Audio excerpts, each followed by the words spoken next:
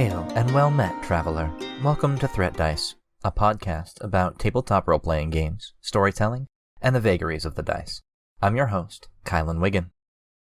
I am one-third of the team at Tumbledie Games, a young company developing a new hybrid storytelling RPG called Trove. We believe in the power of story, and the goal of Trove is to empower both players and game masters to level up the action, drama, and believability in their tabletop games. You can find out more at www.tumbledie.com or follow us on Facebook, Twitter, at Tumbledie, or Instagram.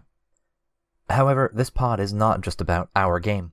We love tabletop RPGs, all kinds, and we'd like to share with you some ideas from our own experience, both as players and game masters, that might help you take your games to new heights. Today, I'll talk about a few related topics. First, I'll dive into the dynamics of combat encounters in my favorite games, and discuss some differences between creating tactical encounters for crunchy systems, and, on the other hand, how I like to enrich combat in my theater of the mind games for a more free-flowing, story-based experience. After that, I'll talk about the roles non-player characters, or NPCs, can take during combat encounters. What are some of the rules of thumb I use for getting them involved, and just how much is too much? So let's dig right in and talk about fighting. We spend a lot of time fighting in tabletop RPGs. Whether we're slaying monsters for their loot, hunting down the bandits that hurt the NPCs we care about, or going up against the evil king and his entire army of loyal soldiers, one of the primary methods of conflict resolution in our games is violence. It's not a big surprise, really. Violence has been number one on humanity's problem-solving list for basically all of recorded history. It can be nice to inhabit a world where morality is simpler, and the solutions are simpler than they are in our modern world. I've found that, in my experience, games can be classified somewhere between two poles. The first type of game, the game master will spend time with a lot of small combats between the characters' resting points. Small encounters, sometimes trivial encounters, with the goal of wearing the PCs down, using up their resources, and draining their hit points until they are able to throw them into a more dangerous encounter at the end. This is the style most clearly advocated by the 5th edition Dungeons & Dragons Dungeon Master's Guide. If you follow their recommendations, the PC should have somewhere between 8 and 10 encounters per game day, meaning that somewhere between 8 and 10 times, player characters will be accosted by monsters, bandits, or creatures who want to hurt them, take their stuff, or wear them down. The time it takes to run a combat round can vary from group to group, but the fact is the more players you have at your table, the longer it takes. The difficulty with this idea of having 8 to 10 encounters per game day, at least in my experience, is that I have a limited time to play the games in the first place. Spending 3-hour sessions back-to-back on combat encounters between game day rests means that my players have little time for role-playing, for exploring the world that they're in, or, in fact, for the bigger, more meaningful combat encounters that actually change the shape of the narrative and advance the story.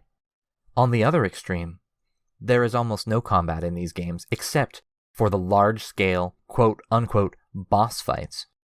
In this type of game, the players enter essentially every combat encounter completely prepared. They have all of their spell slots, their hit points are full, all of their resources are at their maximum. In this case, because the players act somewhere between 3 and 6 times as often as the enemies, you can often end up with one-sided fights in the favor of the players, which should have been incredibly dangerous. When you design a combat encounter for player characters at their maximum, they are able to punch significantly above the weight that the rules insist that they should be able to. The rules of the game often rely on the game master having the time and the inclination for all those little fights in between. So, when you look at the challenge rating in a game like D&D 5th edition, a challenge rating 4 creature is designed to be a challenge for 4 player characters at level 4 who have already been worn down by previous encounters. 4 players at level 4 with all of their resources intact will walk all over a challenge rating 4 creature, and I'm sure that if you're a game master, you will have seen this in action as well. My personal style tends toward the latter. I prefer large-scale combat encounters that have impact to the story and can change everything when they're completed. I think perhaps the ideal is somewhere in between these two. A lot of this also depends on the players you have at the table. Some players much prefer the role-playing and town sequences where they are able to explore the world and interact with NPCs, and others really prefer a more combat-heavy experience. However, making sure to balance your encounters, particularly in games where encounters need to be balanced, is extremely important to make sure that your players both aren't overwhelmed by the large fight at the end when they've been worn down for several combats throughout the day, and making sure that your big bad evil guy, as they say, isn't immediately stomped in round 1 by 6 players at the height of their powers. This leads pretty clearly into our next topic, which is random encounters. Random encounters are mostly an artifact of the early days of D&D, where narrative cohesion was not as important as exploring dungeons, gathering loot, and selling it all for bigger and better magical weapons. In my experience with gaming, I have trended more toward a story-focused approach. I love stories, I love books, and I particularly enjoy experiencing a player-driven narrative tale.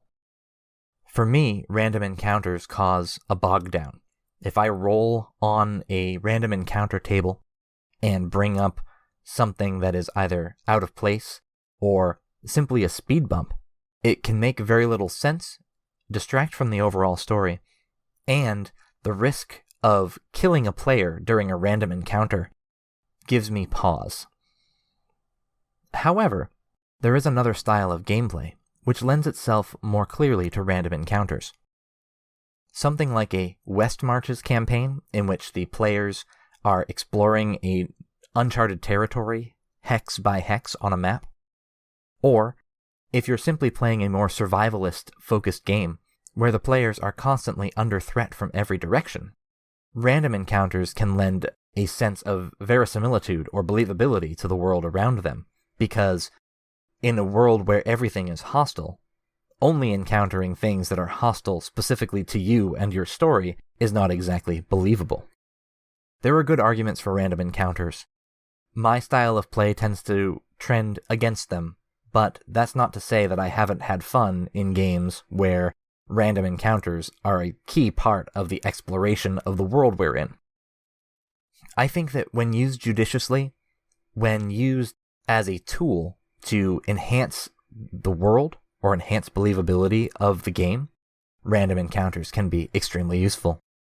However, if you're relying purely on random encounters and never building important story moments for your players, eventually it will feel just like a series of random events rather than the arc of a story that I think is intrinsic to the human experience. So let's talk about making that danger more meaningful. There are a few ways for us to heighten the meaning in the danger that our player characters experience. By raising the stakes in the story, by providing real danger to PCs or NPCs that they care about, or by focusing a key story moment on a combat encounter and making sure that on the other side of that encounter, everything is different. Much like in writing a novel, writing a good combat scene is crucial, and making sure to balance the encounter so that it provides enough danger without being impossible to overcome is a delicate balancing act that can challenge even the most experienced game master. Particularly if you've designed a few underpowered encounters as the game master, a sense of frustration can start to build. You start to feel like the PCs will just walk over everything anyway, so why don't you introduce an encounter that should be completely impossible for them, just to teach them a lesson? This is a dangerous mindset, and it's an easy place to find yourself in when you find yourself growing frustrated with the lack of danger and real stakes in the story. One of the things that you can do to alleviate this is to threaten NPCs that the characters care about. The key is not to make them feel helpless. Killing an NPC purely by Game Master fiat is not always the best option, although when used carefully, it can certainly heighten the sense of danger. Placing those NPCs in danger during a combat encounter forces the PCs, at least if they care about your NPCs at all, to make decisions. Do they pursue the big bad when he tries to walk away? Do they ignore attacks on themselves to save civilians? Is that something that you think you could get your players to truly care about and wonder what the right thing to do is? It's not always easy, but if you spend time building your NPCs, giving them quirks, finding the random ones, like, for instance, the Goblin Civilian in Lost Mine of Phandelver that apparently approximately 50% of parties adopt rather than kill. If you take a moment to threaten those NPCs, the ones they've really latched onto, watch them as they squirm. What will they do? Will they work to save the NPC? Will they focus their attacks on the enemies and try to take them out before they can present any more danger? What choices will your players make in those situations? And then, in order to make sure that our combat encounters are not rote, one of the things that I like to do is to layer my encounters with different types of opponents. One of my favorite enemy mechanics is the one-hit point minion, a creature that can be knocked over by a slight breeze. This provides a sense of heroism for the players as they roll a single hit die and just watch the enemies get mowed down. When you combine one-hit point minions with a couple or a few big, scary creatures, this provides a sense of confidence for the players. Oh, we can knock these guys down really fast.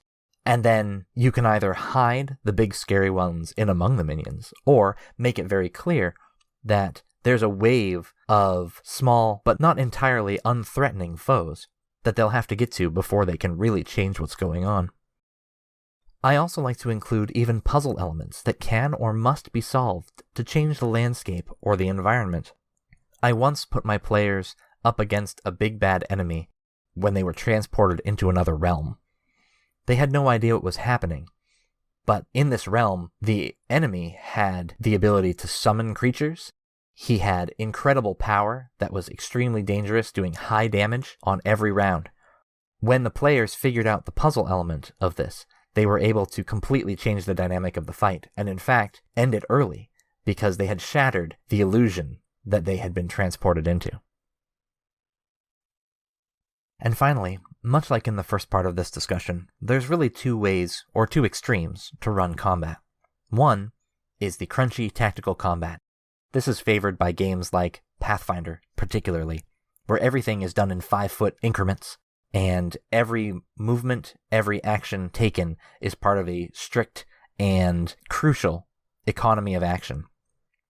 In some ways, this is easier to set up, because pre-created enemy stat blocks allow you to assemble an encounter in very little time. Balancing them is a bit trickier, but assembling them is quite simple. The trick to this is tactical square-by-square combat, particularly with many small and story-irrelevant combats, can grow stale if you're not innovating and making sure to layer your encounters in interesting ways. At the other extreme, theater of the mind combat requires much more setup. However, it can have a much higher reward because the players are not focused on making sure to use their action economy perfectly, but rather describing the story as they see it and working to make the action that much greater. However, in theater of the mind, a lack of clear description by the game master can cause players to be confused and muddled as they try to work out the dynamics of the combat in their own minds, and can lead to conflicts if the GM and the player are imagining different things. Good theater of the mind combat is some of the most difficult times in gaming I've ever personally experienced. It's incumbent on the game master to provide rich and thorough descriptions of the action as they see it in their mind, doing their best to ensure that their players are as close as possible imagining the exact same thing that the game master is imagining. This can be a daunting task, because no two imaginations are ever going to see things exactly the same way. However, making sure to take the time to ask the players if they have questions, to be sure that everyone is in agreement as to the current status and positioning of all the players, and even using rough maps and player tokens to represent general positioning and areas of influence can be a game changer when you're running Theater of the Mind. If you don't have any tokens or maps at all, you can still do it, but the power of making Theater of the Mind combat work is entirely reliant on the skill of the game master's descriptions. The richer and slower, the better. Take the time to make sure all your players are with you, because if they're not, someone will imagine themselves on the wrong side of the combat field, and that's when things can get messy. These are all important considerations, and just some of the ways that I like to think about combat in my games, and how to make it better, more fun, and more engaging.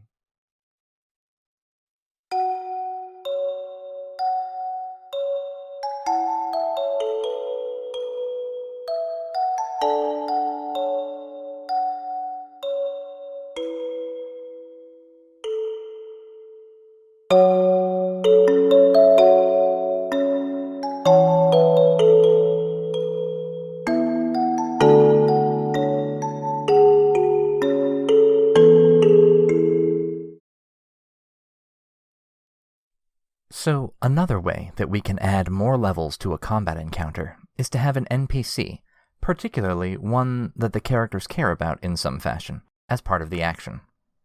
There are two potential ways to use NPCs. You can either use NPCs in combat as hostages, putting them directly in danger, as innocents who must be defended, or you can present them as an ally fighting alongside the heroes, someone who can stand shoulder to shoulder with the PCs and fight alongside them. One thing we must be careful of when we are presenting NPCs as hostages, as I mentioned in the earlier discussion, is not to make the players feel powerless. There is something to be said for using an NPC as a demonstration of what's known on tvtropes.org as the Worf effect. Taking its name from Star Trek The Next Generation, the Worf effect is taking a character that the viewers or players know to be strong, and immediately having them overwhelmed by the enemy. Worf on Next Generation was always presented as a strong and powerful Klingon. Every time the Enterprise crew got in over their heads, Worf would be the first one into combat, and the first one overthrown by the enemy. You can even use this as a way to kill an NPC outright. Be careful when you do this. If you do it too often, your players will start to think that they have no power at all in your story. However, once for good effect, particularly for your big bad evil guy, this can be a good time to use that trope. In general, when NPCs are innocents or hostages during combat, it's best to ensure that you pull your punches at least a little as the GM to allow the players time to intervene. Don't make them feel completely powerless, because they will check out of your story if they feel they have no control over the outcome. On the other hand, using NPCs as allies can be fantastic. It can add additional believability to your world, and particularly if the NPC has abilities that are support-based, or if they have strong synergy with one or more of the player characters, an NPC ally can make the players feel like they are fighting on the side of the faction or allies that they've chosen. If a powerful cleric is fighting alongside the player characters, healing them when they're damaged, and making sure to boost their strength, and casting buffs like crazy on them, that is a good use of an NPC in combat. On the other hand, a powerful fighter with 4 attacks per turn, and magic items twice the strength of any the player characters are holding, perhaps not the best idea. That will make the players feel like they're playing second fiddle to the NPC. This is sometimes known as the Gandalf problem, where the main characters of the story, i.e. Frodo, Sam, Merry, and Pippin, and arguably Aragorn, are completely overshadowed by the demigod in their midst, a character who is clearly controlled by the Dungeon Master. See 20-Sided Tale by Seamus Young for more. Making an NPC too powerful will likewise cause the players to lose interest in the story, because they will feel like they are being robbed of their agency. Player agency is a very large and complex topic, and one that I'd like to talk about more in the future. For now, I'll leave you with this thought. Create a powerful cast of non-player characters to surround your players, to fill out your world, and to make your players care about what happens to your world. Then, put those NPCs in danger. See how your players react. Will they come to their defense? If you're playing with gamers who may be colorfully referred to as murder hobos, this may be more difficult. But I think that with strong world building, even a group of murder hobos can be brought around to genuinely care about the world they're playing in. It might take a little more effort, but I think it's worth a try. I think you'll find that if you invest a little more effort up front, you may get a bigger payoff in return.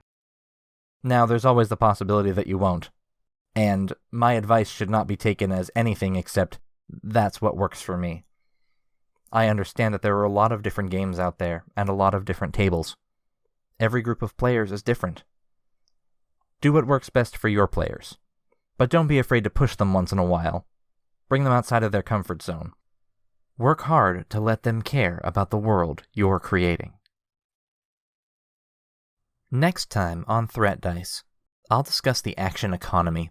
Another critical part of balancing combat encounters, it's critical to understand what this term means and how to apply it to your games, to ensure that your combat encounters maintain a challenge in the face of 5, 6, or even 7 players. We'll also directly compare 2 very different games to get a clear idea of how this works: the tightly controlled initiative order of Pathfinder 1st Edition, and the narrative flow of Dungeon World. Thanks so much for listening, and we'll see you next time. Threat Dice is a production of Tumble Die Games, LLC. Our intro music is What Lies Beyond, the interludes are Clockwork, and the outro music is Storm, all by Vincevept. Check out his amazing work at youtube.com/Vincevept. That's VINDSVEPT. This episode was produced and recorded by me, Kylen Wiggin. Wits and swords are as straws against the wisdom of the darkness. Thanks again for listening, and we'll see you next time.